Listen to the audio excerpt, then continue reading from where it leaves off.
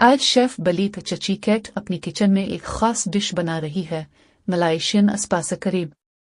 और साथ है इसकी दोस्त इमिन, जो सफर के प्लान में मसरूफ है।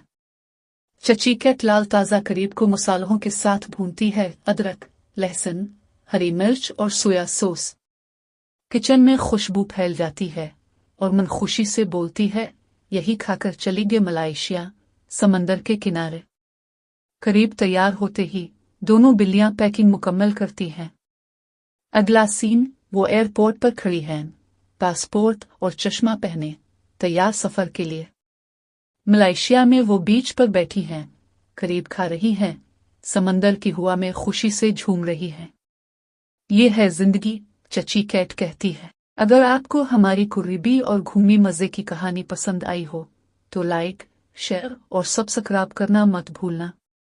अगली बार हम लाएंगे नई डिश, नए मुल्क से।